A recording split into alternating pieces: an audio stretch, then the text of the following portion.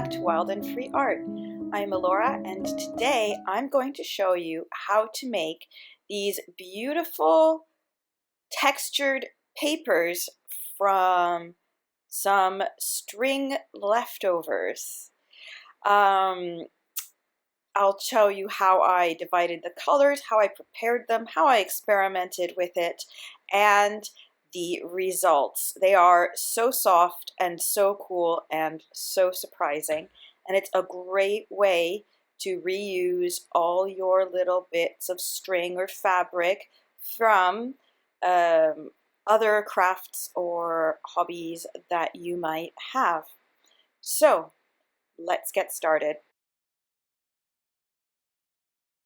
So the first thing I did was go through my entire stash of cut-off strings.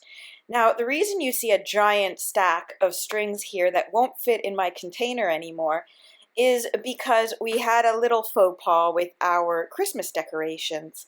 And unfortunately, we had a bit of flooding where we were storing them, and a lot of the things got damaged, including my tree skirt. So I pulled out my macrame skills and made myself a new one, thereby creating a ton of different offcuts. So this, combined with discovering an artist on TikTok named Junelle, I will link her below, of course, who makes paper from fabric offcuts, I thought, well, if you can do it with fabric, why can't you do it with string? So I began by taking my entire stash of string offcuts, selecting the shorter ones and keeping the long ones that can be repurposed for something else, and then dividing them by color. Once I had them all divided by color, I began the tedious job of chopping them up into tiny pieces. So in order to do this, I basically separated the colors up, and I brushed them using a pet brush that I use to brush things up with for my macrame. And then I cut them up very, very small using scissors and put them in little containers. This job is a long job. It is not a fast job at all, I can tell you that for sure. But it is worth the results, which you will see more of in the end. So I also suggest having like containers or baggies or something to put all your little trimmings in and to keep the colors separated if that's what you want to do. Of course, you don't have to. You can have them multicolored, however you want, whatever works for you. So yeah, I just kept doing this, and it took quite a while, but in the end, we got there.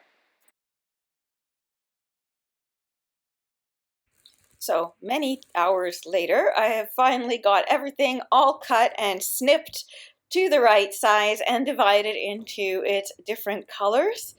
The one I had the most of was my natural colored one, and this is about the size that I cut them all. The next step is to go into the kitchen and prepare yourself for the messy job. You need a bowl, a strainer, some water, and a blender that you do not use for anything else, no food.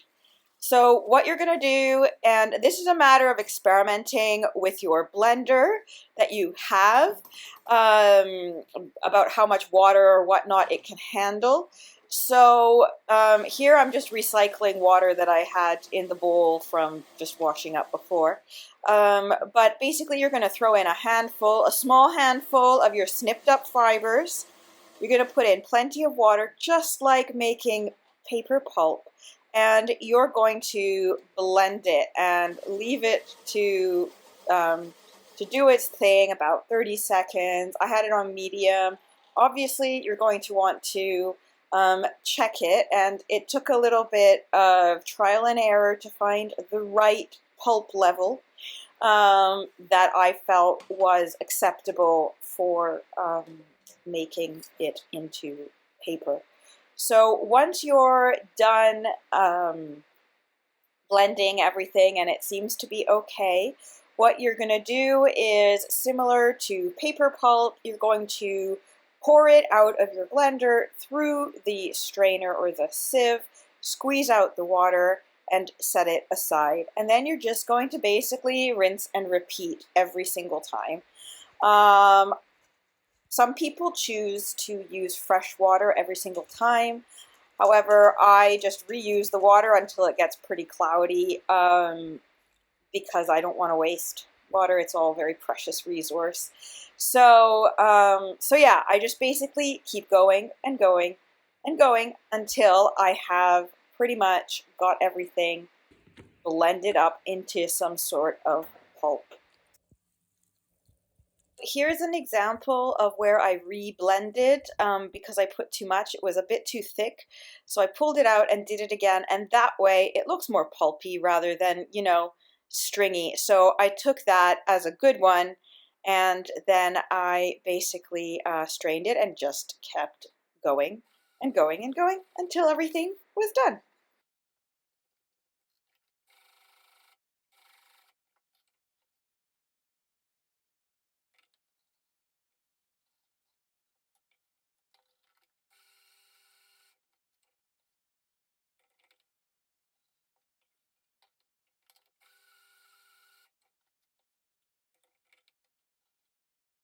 So it took me about an hour to do all of the cuts, bits of string that I already had. Um, as I said, this is a long and time-consuming process, but it's fun and it's a great experiment. So I just kept going until I was done, and everything looked like this. So now it was time for step 3 to make the plant-based glue.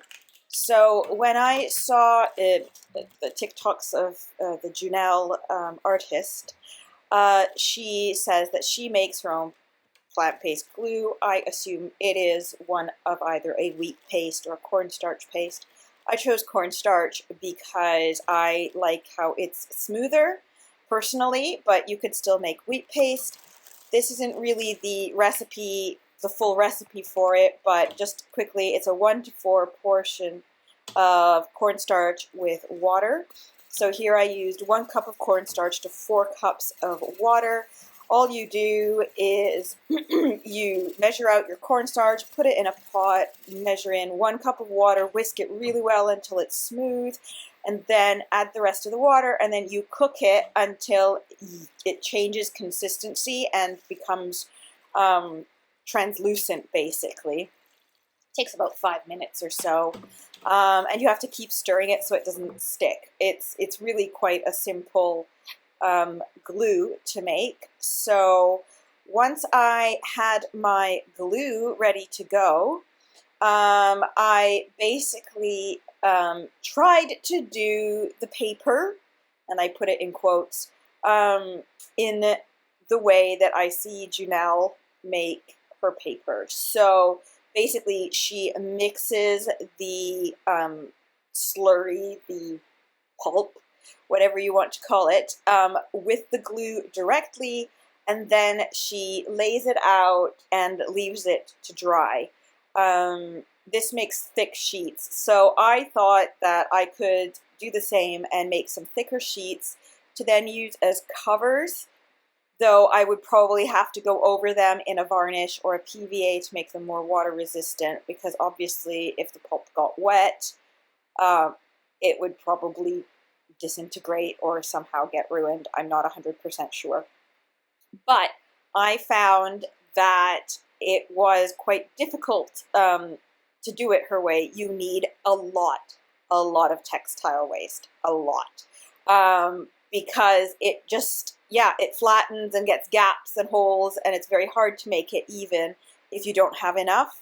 So here I have obviously not used enough of my string off cuts to make a decent sized sheet, but I still went with it, and I will be showing you the results in a little while at the end of the video. So I decided to give this a try to make thinner sheets by getting my paper making materials and basically doing a sort of normal paper making system. And in the end, I got there, but it took a lot of trial and error, and this is what I did. So once I set up all of my paper making equipment, it was time to start actually attempting to make the paper. So what I did was I kept some of my cornstarch glue, and I was trying to use it like a size in the water so that it would become part of the paper to try and hold it all together. So in order to do this, because it was starting to solidify at that point, I actually had that basin filled half with cold water. I boiled a kettle full of water, and I poured in the water, burning myself a couple times because I'm not particularly intelligent sometimes, and so that the water would be warm to help the cornstarch glue kind of dissolve and not be lumpy. So what I did was I took like a handful of my cornstarch glue, put it in and rubbed it, a spoonful rather, not a handful, and rubbed it together in my hands to try and disperse it in the water. And then once I didn't feel any lumps and stuff like that, I took a handful of my pulp and basically tried to treat it like normal paper pulp. So I dipped in my deckle, mould and deckle, and I tried pressing it out, flipping it out onto the couching sheets, and basically treating it the same. Obviously, it took a lot of experimenting, and near the end, I finally found the right balance of fabric bit and cornstarch, and I managed to make some somewhat thicker sheets out of it. I will be showing them to you in a second. And then, so basically I went through, I spent about an hour making paper. I had quite a bit of fabric bits left over still, but I've set them aside to dry, and then I'll do it another day. Because, yeah, it was getting a bit late and getting on in the day. So I decided that I was done. So then I laid them all out to dry overnight, and then I will show you the results. I see.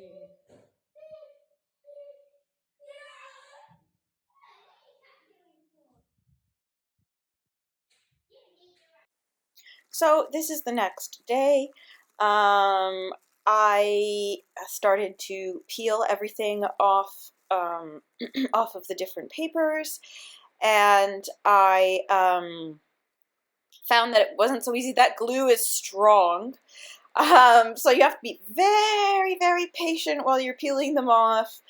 But in the end, with quite a bit of patience, and I managed to find the right way, and I got everything peeled off and ready to look through.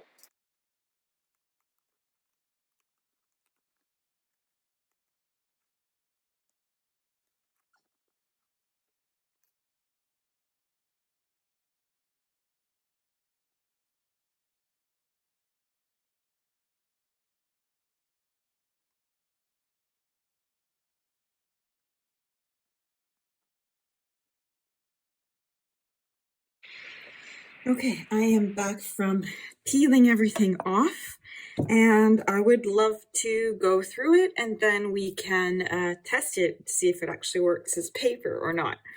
So this is the only one that was ready of the ones where I just mixed in the fabric and the glue and kind of rolled it out. It's still a little bit damp here, even though it's been drying on a radiator for 24 hours, for overnight, but it's really strong, and I think that if this was covered in like a coat of varnish or PVA just to protect it, this could be a really good cover. But again, I think that the one thing I have learned from this whole process is that you need a lot of material to do this project and make it properly work, because yeah, some of these were very much a fail. But yeah, I tried to put them all in order. So this was the first thing I did, was to try and make the thicker cardboard-like material. Then I decided to try using more traditional paper making methods. And this is the first one that I did, where I used just the white and a tiny bit of the, let's see if you can see, sorry, a tiny bit of the beige colored one. And the white is just so soft. I really wish you could feel this. It's like cotton fluff. And it came out really nice. Even the parts where it was transparent and I was worried it would be really full of holes, seemed to have filled in. So the cornstarch that I used, yeah, really helped to bind it together. I don't think I would write on this one. It's really quite thin, but I bet you it would add some really beautiful texture to pages or collage. So this is where I started experimenting. So this one, I didn't have that much. And in this one, I started adding quite a bit more of the other color that I had on hand. And it came out a bit better, less soft, I think probably because I added a bit more cornstarch to it. And also that the material itself isn't as soft and pliable. So I kept getting quite thin and holy pieces there, especially some of them. This one I think was the third one I made, because there's still quite a bit of white in that. You see what happened with the cornstarch? It's actually something here. It's created like a gel filling space in the gap, which I think is really kind of cool. So again, texture is wonderful and but it's soft at the same time. I don't know how to explain it otherwise. So yeah, here, and as I went on, I slowly experimented by adding more cornstarch glue. This thing keeps moving. Sorry, people. Let's see. Stay. All right, more cornstarch glue and even more material pulp, let's call it. So I started to get more consistent and thick results on it, so that it feels a bit more sturdy. Like, it's really good. I don't even know how well this will tear once it's fully dry. So I started, trying a bit more and learning how to rotate this, because it does behave differently than paper pulp. And I made 2 small ones to use as little testers for writing. So we'll use that later. Then I decided to just, as I experimented more, kept adding more pulp, kept adding more cornstarch, and I just decided to throw in a bit of gold leaf to make some really nice ones. So again, this one was a first attempt. Obviously, I didn't quite nail the amount of ratio that was needed. But as I went on, I feel that the papers came out better and better and thicker, more solid, and just pretty overall. This one I think was probably my most successful. It's strong, soft, and glittery. Again, I mean, varying levels of success with each sheet, obviously. Some of these came out really nice. Some of these less, but I really liked it. And I like how each sheet is completely unique and different. This one has some more shimmer and gold bits on it. This one I was getting very near the end. There wasn't much left, and I just kind of threw what I had in that. And then I decided to do one last go, and I gathered as much pulp as I could that was left in the water. This was at the end. And I just shoved it inside the mold and deckle. And then I took off the mold and I let it dry directly in the deckle. And you saw me peel it off before.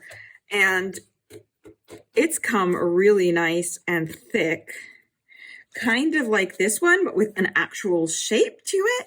So the only thing is, yeah, you can only just do one, and then you have to kind of leave it there to dry in that. You can't really take it off.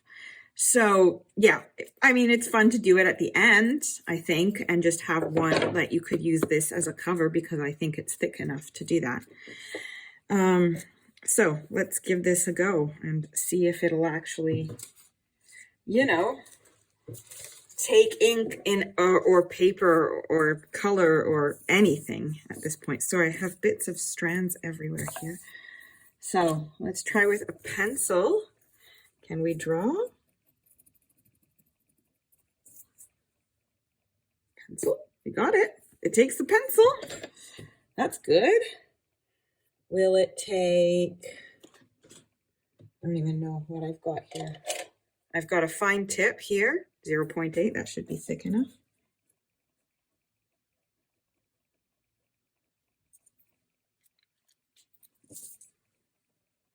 Takes that. Doesn't even bleed that much.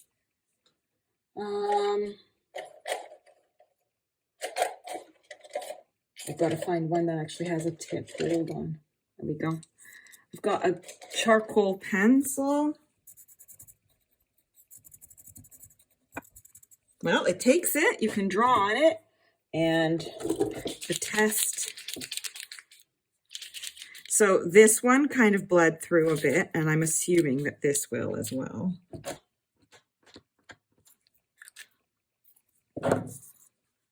Definitely. But I'm impressed. Now I just need to find a ballpoint pen, which I seem to have none left here. So I'll go get one and then I'll be back. All right, have a ballpoint pen.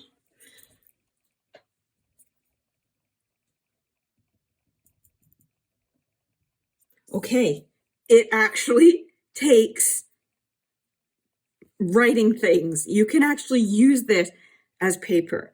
That is amazing. That is beyond the expectations that I had for it. I don't want to try it. I just don't feel like getting all my paints out and stuff to test it, like with watercolors or acrylics or ink, and see what happens. But yeah, I am 100% pleased with the results. It wasn't quite the way I had imagined it, and it definitely took a lot of time to do it all. But I think the result is worth it, and you have this absolutely unique paper to use in your journals as covers, as collage fodder, for mixed media. I bet you could stitch it. I mean, yeah, this is really nice. I still have quite a bit of the pulp that I made left over, so I might try on another day, maybe when it's a bit warmer, to do a bit more paper making, maybe mixing in actual paper pulp with it, to see how it works, and see if that maybe gets smoother sheets or more consistent thicknesses. But overall, yeah, I'm absolutely pleased with the results, and I hope that you give it a go and experiment as well, and that you too are able to make your own fancy papers. So if you do try this, please do share. You can tag me at Life is Wild and Free on Instagram, and I would absolutely love to see anything that you make. And if you enjoyed this content and would like to get a bit more from me, please hit the subscribe button and the little bell so that you always know when I have new content up on the channel. I hope you all take care, and in the meantime, happy creating. Bye-bye.